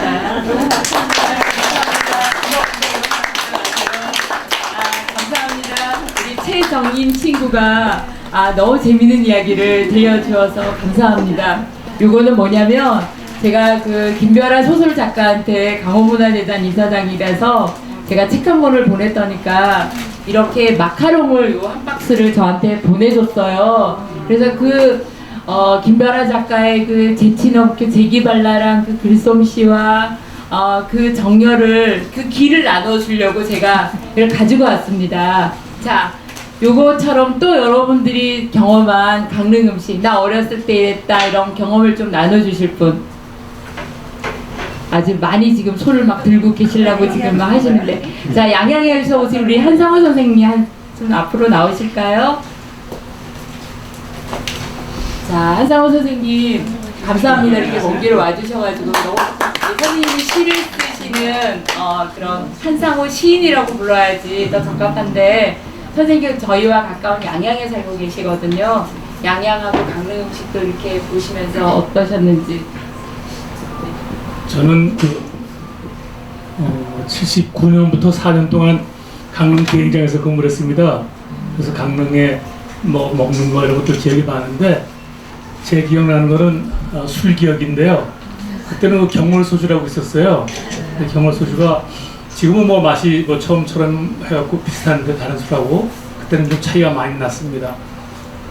마시면 뭐 화장품 냄새도 좀 나는 것 같고 그랬는데, 그때는 아마 그 중앙정부에서 뭐 이렇게 주류 관리하는 무슨 제도가 있었는지 여기 저기 중앙시장에 가면 가게들이 많았는데 경월 소주를 3병을 먹어야지 진로 소주를 1병을 줬어요. 그때 저희도 이제 군인이었으니까 그게 좀 안 맞으니까 그 가게 주인들하고 많이 그 다투고 그랬던 기억이 납니다. 강릉에서 제가 먹었던 것 중에 가장 맛있는 거는 중앙시장의 술집에서 파는 그 육회, 소고기 육회 이렇게 해갖고 위에다가 달걀 하나 딱 노른자 얹어갖고 먹었던 그 기억이 많이 납니다. 근데 오늘 책에는 보니까 그게 없네. 네. 감사합니다. 예, 감사합니다. 예. 그리고 이제 또 일찍 와주신 우리 신정환 선생님 앞으로 좀 나오세요. 저는 네. 그런 사람도 아니고. 예, 그런 사람 아니니까 나오시라는 거죠. 자, 신영환 선생님께서는 뭐라고 해야 되나? 선생님 책 이름이 그 민속 음악 했던 거가 뭐죠? 제가 세상을 끝에서 만나. 세상의 끝에서 만난 음악의 저자이시고 또 다른 책도 많이 발간하고 특히 세계의 어떤 민속 음악에 관심이 많으시고요. 남편분은 더 유명하세요. MBC 전에 우리 소리를 찾아서 일어났었잖아요. 뉴스 스파사에 들어가는 거. 그 최상희 PD님이신데 이 두 분이 서울 생활을 이렇게 정리하고 강릉 이주민으로 와서 지금 3년째 성산면 도감리에서 지금 3년째 집을 짓고 계십니다. 다 지었는데 마무리 작업을 지금 계속 진행 중이세요. 이분은 강릉에 와서 이렇게 사시면서 낯설었던 강릉 음식은 무엇이었는지, 강릉 음식을 또 이렇게 접하면서 어떠셨는지 느낀 점을 좀 들려주시기 바랍니다. 네. 아유, 참. 저는 강릉 사람 아니어서 안심하고 있었는데. 네, 저는 강릉을, 글쎄요, 강릉에 이렇게 이주하기 전까지는 한 10번 정도 와봤을 것 같아요. 네네. 10번 정도 와봤을 것 같은데, 주로 이제 남편이 그 단오제 취재하러 오는데 따라왔는데, 단오제에 반했어요. 이런 축제, 진짜 축제는 다른 데는 잘 없어요. 전국 각지에 온갖 축제가 있는데 전부 다 새로 만들어진 축제지, 이렇게 전통 축제를 강릉 시민들이 단체로 이렇게 참여하고 즐기는 거는 아마 강릉밖에 없을 것 같아요. 근데 강릉 분들은 잘 모르시더라고요. 그냥 늘 그렇게 있어 왔기 때문에 다른 데 축제도 다 그럴 거로 생각하고 자신들의 축제를 그냥 생활처럼 그냥 시시껍절하게 약간 그렇게 취급하는 것 같은데 대단한 축제예요. 제가 하려던 얘기는 이 얘기가 아니고, 그래서 이제 강릉에 오게 됐는데, 음식은 어떤 음식? 예, 근데 와서 이렇게 올 때마다 강릉이 점점 좋아지면서 음식이 항상, 왜 지금도 그렇지만 우리나라에서 음식 제일 맛있는 지역 하면 다 전라도를 하잖아요. 근데 전라도 음식도 맛있는데 저는 대구 출신이에요. 그래서 우리나라에서 제일 맛없는, 음식이 맛없는 지역 경상북도.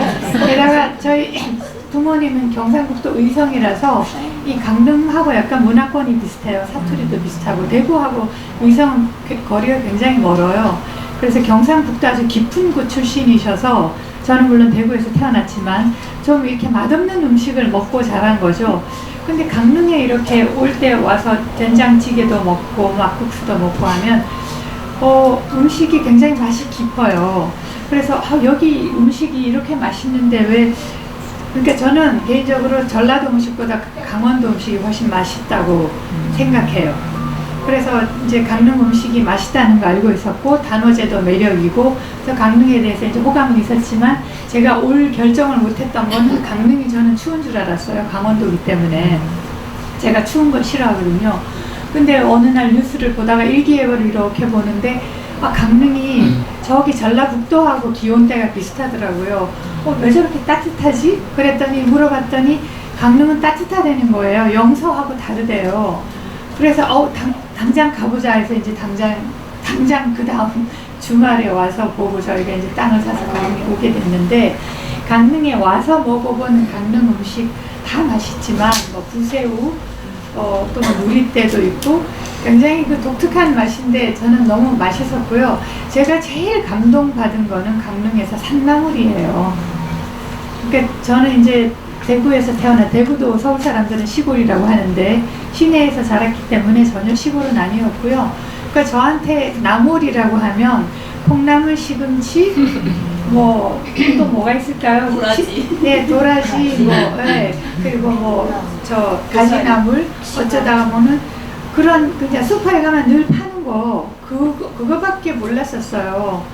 그리고 이제 강릉에 어쩌다가 놀러 와서 이제 산채 비빔밥을 먹었지만, 그건 이제 산채, 이게 주로 묵나물이잖아요. 묵은 나물이니까 말렸다가 이렇게 하는 건가 보다 이렇게 했는데, 여기 와서 살면서 저는 주로 연곡 그 하나로마트를 가면 그 로컬 푸드 매장이 있는데, 거기 막 2월부터 이제 산나물이 나오기 시작하잖아요. 나물 종류가 처음 듣는 나물이 그냥 10몇 가지씩 되는 거예요. 그래서 제가 늘 하는 얘기가, 내가 평생 먹어본 나물보다 강릉에 와서 1년 만에 먹어본 나물 숫자가 더 많다. 네, 저는 그렇게 얘기하면서 너무 그게 감동이었는데, 그리고 그 로컬 매장에서 파는 나물들은 그 농부들이 이렇게 좋은 것만 따서 그날 따서 이렇게 내놓은 거잖아요. 아침에 이렇게 짜서 내놓고, 혹은 길어봤자 하루 묵은 그런 나물들인데 너무 먹기 좋은 깨끗한 나물을 다 하기 때문에 다듬을 필요가 없어요. 제가 서울에서 나무를 사면 뭐 콩나물 시금치도 그렇지만 이 버리는 게 더 많아요. 다 너무 시들고 오래되고 이래가지고 그거 다 추리고 나면은 정말 다듬다가 시간이 다 가는데, 여기 와서 이 산나물을 사면은 씻지도 않고 저는 그냥 물에 바로 데쳐요. 봉지에서 꺼내서 바로 데쳐서 물에 씻으면서 조금만 이렇게 찌꺼기를 걷어내면 되는 거예요. 세상에 이런 천국 같은 일이.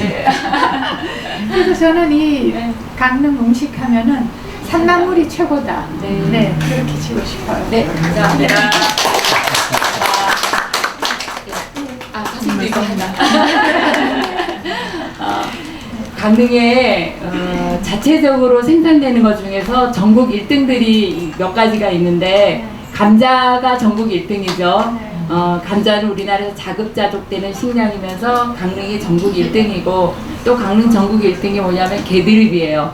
전국에서 생산되는 게드릅 양의 40%가 강릉에서 생산이 됩니다. 그래서 게드릅이 아주 맛을 들이면 참드릅, 땅드릅보다 더 맛있어요. 네. 자, 그리고 또 오늘 이렇게 평창에서 우리 김남곤 선생님 오셨는데요. 선생님은 평창에서 살고 계시니까 우리 강원도에 살고 계시기 때문에 강원도 음식하고 강릉 음식은 다 같고, 예전에는 강릉 평창이 다 같은 문화권이라서 말도 이 사투리도 다 똑같아요. 그쵸? 자, 김남곤 선생님 얼른 앞에 나오셔가지고 평창 음식, 강릉 음식, 또 선생님이 경험한 음식 이야기 좀 들려주세요. 선생님도 시를 쓰시고 시 낭송가로 또 교육도 하시고 책도 발간하시고 출판도 하시고 굉장히 바쁘신 분인데 오늘 오셨네요. 감사합니다. 예. 네, 감사합니다. 저는 뭐 강원도 사람이 아니라 저 고향은 경기도 가편입니다. 저한테는 소울푸드가 하나 있어요. 할머니가 해주시던, 겨울마다 해주시던 콩탕이 있습니다. 그래서 할머니를 생각하면 제가 이제 어디 도서관에서 그 산문 요청이 와서 할머니의 콩탕이라는 글을 써서 발표한 적이 있는데,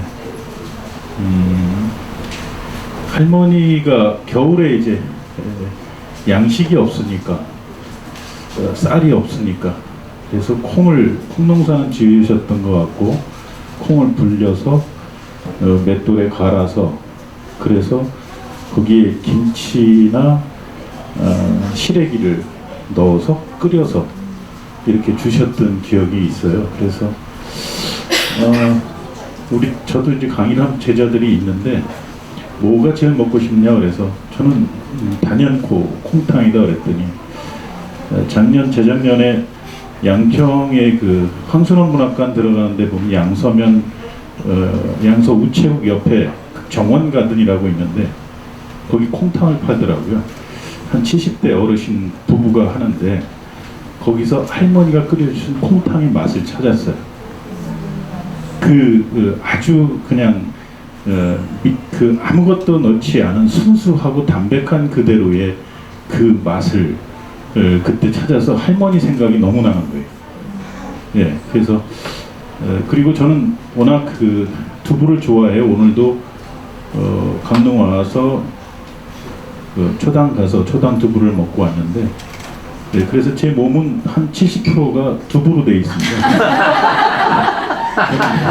막걸리를 좋아해서 막걸리 먹으면 항상 두부로 먹고, 그러면서 강릉을 오면 초당 두부를 안 먹고 가면 좀 서운하다는 생각이 들 정도로 두부를 좋아합니다. 그래서 이 콩하고 전혀 불가분의 관계에 있는 어떤 두부는 제가 여기 그 초당 두부 아까 이야기도 나왔는데, 저는 강릉에 살았으면 두부를 팔러 다니는 사람이 되지 않았을까 하는 생각이 하게 됩니다. 네, 축하드립니다. 고맙습니다. 김남곤 선생님께서는 콩탕에 대한 이야기를 했는데, 저도 사실 쓸까 말까 했는데 저희 엄마는 뭐 해주셨냐면, 이 콩탕의 얘기를 들어보니까 콩갱이국이야. 강릉에서는 콩갱이국이라고 그랬어. 그쵸? 콩갱이국. 콩갱이국이 뭐냐? 이제 겨울이 되면 묵은 이제 김치들이 이렇게 김치가 약간 식고 이렇게 새콤해진단 말이에요. 그러면 이제 맹물에다가 그 콩을 이제 콩을 말려가지고 가루를 말하는 콩가루가 있어요. 콩가루를 이제 그 맑은 물에다가 그걸 넣고 휘휘휘 젖어서 불 옆에 지키고 앉아서 그걸 끓여요. 불 옆을 떠나면 콩물이 끓어 넘칩니다. 그래서 정신 바짝 차리고 옆에 있어야 돼요. 옆에다가 이 물이 끓는다 싶으면 얼른 그 송송 썰어 놓은 그 김치를 넣고 휘 저으면 그 순두부 몽글몽글 해지듯이 거기 이렇게 몽글몽글해집니다. 그래서 저희 엄마는 그거를 콩게이국이라 불렀어요. 콩게이국. 근데 선생님은 콩국이라고 그러시네. 경기도에서는 네, 콩탕. 근데 그거는 엄마가 네. 아, 친어머니 끓여주셨어요. 아, 못 보셨구나. 그래서 지금 얘기를 들어보니까 이 콩게이국은 강릉에서 그냥 콩게이국, 경기도에서는 콩탕 이렇게 불렀던 것 같습니다. 예, 재밌습니다. 자, 그럼 이제 다시 2부를 마치고 3부 마무리하기 전에 우리 이근현 선생님, 하모니카 연주가 선생님을 모시겠습니다. 이근현 선생님은 현재 영동스쿨문학회 회장님이시고요, 헌혈왕이시고요, 성경 필사해가지고 많은 그 아들도 행정고시 합격시키고 조카들도 합격시키고 아주 특별한 분이십니다. 선생님은 이 행사 저희 영동스쿨문학회 행사 있을 때마다 항상 이렇게 연주를 해주시고 또 그 산에 올라가서 이렇게 산 안내해 주시는 거 백두대간 다 이거를 다 등정을 하셨어요. 그리고 숲 해설가 이런 것도 하셨는데 숲속에서 이렇게 하모니카 연주를 들은 적이 있는데 정말 숲속 음악회였어요. 선생님께서는 신아리랑 아름다운 것들 내기의 추억을 메들리로 연주해 주십니다. 네.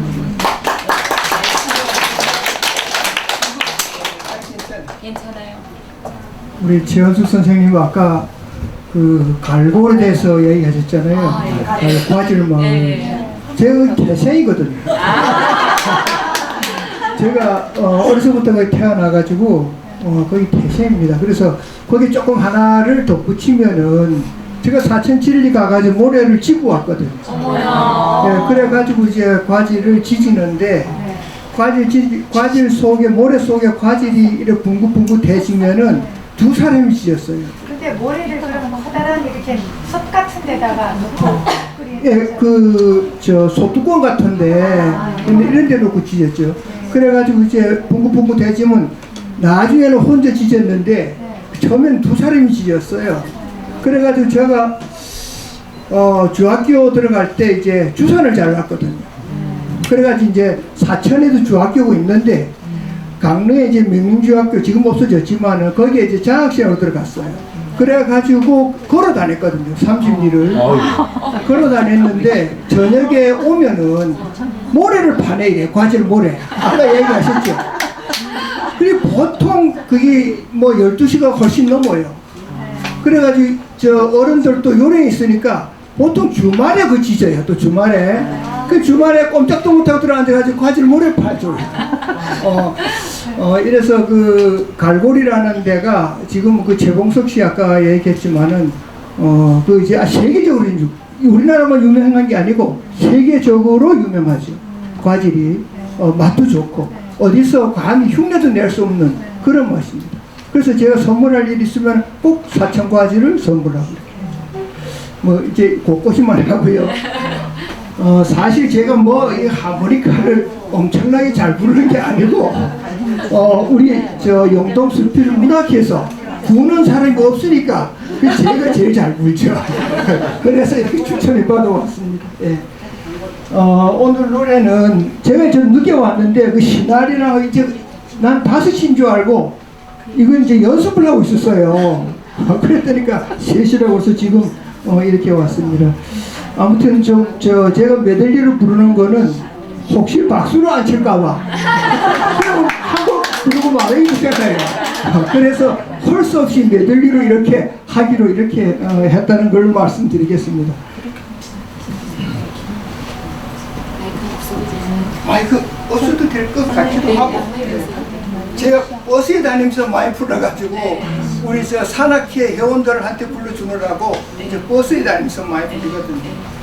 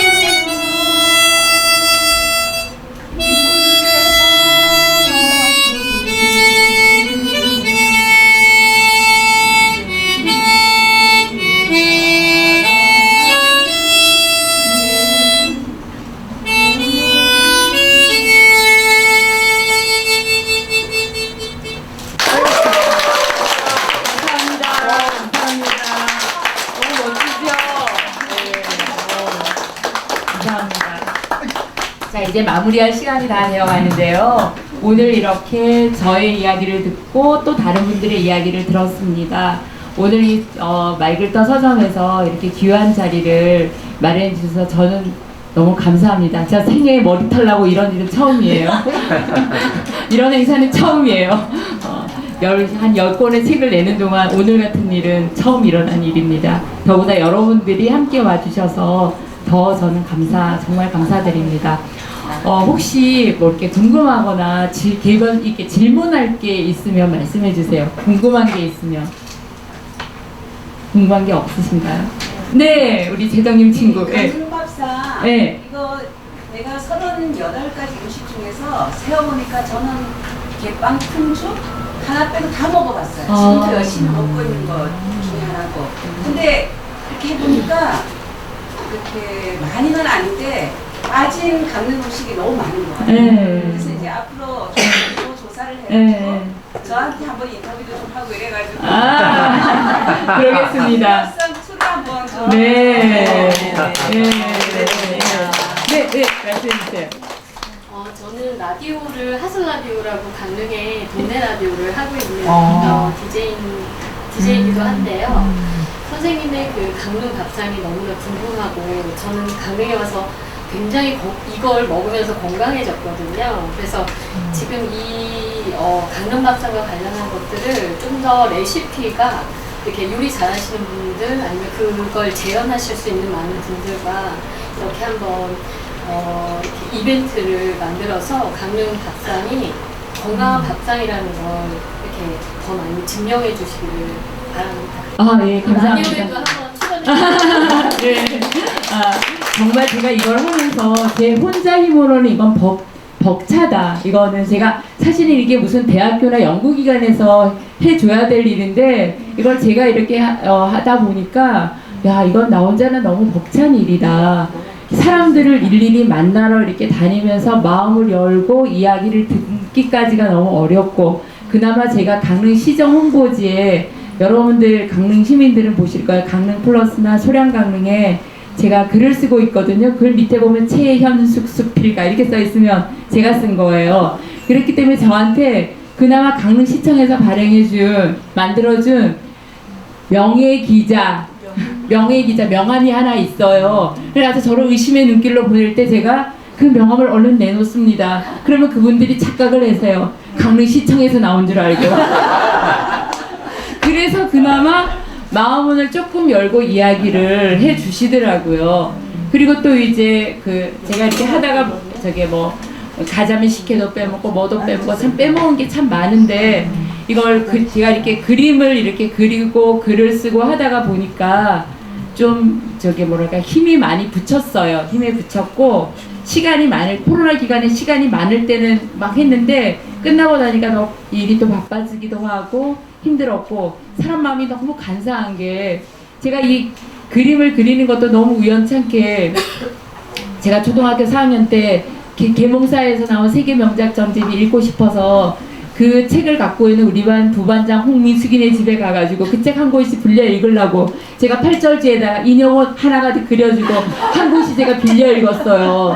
그때 딱 꼈어요. 인형옷 그리면서 색연필로 그림 그리는 게. 그러다가 그리고 잊고 살았는데 코로나 기간 동안 2020년 5월 5일 잊어버리지도 않는데 저희 애가 이제 멀쩡히 다니던 직장을 그만두고 이직을 준비한다고 연락이 왔더라고요. 근데 코로나다 보니까 애가 직장에 취직을 못하는 거예요. 1년 반을. 거기다 또 남편은 애는 5월달에 직장을 그만뒀지 남편은 또 9월 1일날 대장암 3기 진단을 받았지. 지금처럼 그때 의사 선생님들이 의대 증서를 반대하는 파업 중이었기 때문에 사실 병원도 남편이 옆방에서 앓고 있으니까 제가 시컷 울지도 못하겠고 그래서 제가 그 우울을 몰아내려고 이 굴러다니는 색연필 저희 아들이 중학교 때 쓰던 색연필이 보이더라고요. 제일 많이 남아 돌아가는 게 노랑 색깔이었어요. 그 노란색으로 제가 제일 먼저 옥천동 은행나무를 그렸어요. 노랗게 은행 거 계속 노란 거 칠하고 그 다음에 또 두 번째로 색깔이 남아 돌아가는 게 주황색이 남아 돌아서 주황색 갖고 강릉 단오제 그림 그리고 뒷 배경을 일주일 동안 주황색만 칠했어요. 제가 하여튼 그러면서 제가 하다 보니까 내가 이렇게 하려면 뭔가 주제를 가지고 강릉을 주제로 뭔가를 해야 되겠다 해서 강릉을 주제로 이제 그림을 그리고 색을 칠하고 이렇게 되니까 제가 이렇게 그림을 도치 같은 거 이런 그림을 그리니까 저도 놀랐어요. 내가 이렇게 잘 그리는 줄. 그러니까 아프다고 하는 남편한테 제가 하나씩 그릴 때마다 갖다 보여줬어요. 너무 신기해하는 거예요. 이런 게 주변 사람이 다 신기했어요. 저도 신기했고. 근데 어쨌든 저는 힘들었던 3년의 아주 징글징글한 무서웠던 그 기간을 이렇게 글을 쓰고 그림을 그리면서 이겨냈어요. 그래서 지금 말씀하신 대로 기회가 된다면 지금 빠진 것들을 더 넣어서 할 수 있는 그런 기회가 있었으면 좋겠어요. 하여간 오늘 이렇게 여러분들 와주셔서 정말 감사드리고요. 우리 말글터 박정원 이사님께서 특별히 또 옥수수를 삶아가지고 또 준비를 해주시고 물도 준비해주시고 여기도 다 무료로 다 제공해주시고 저는 진짜 입만 가지고 왔어요 여기에. 너무너무 감사드려요. 박수 좀 부탁드립니다.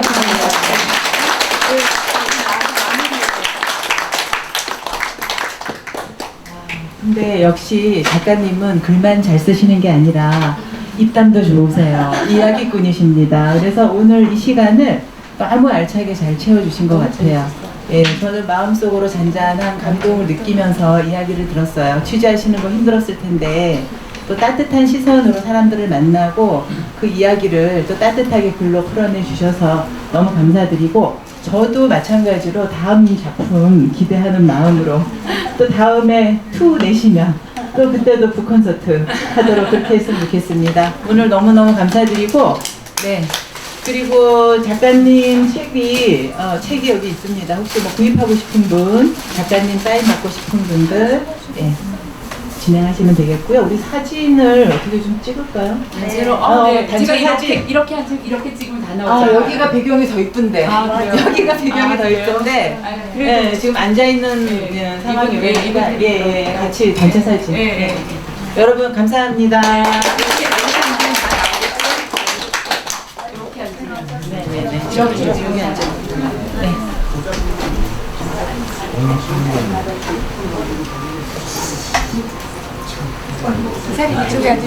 괜찮아요. 네, 혹시 사진 찍히는 게 불편하신 분은 안 찍으셔도 됩니다. 책 사신 분들 책 들어주세요.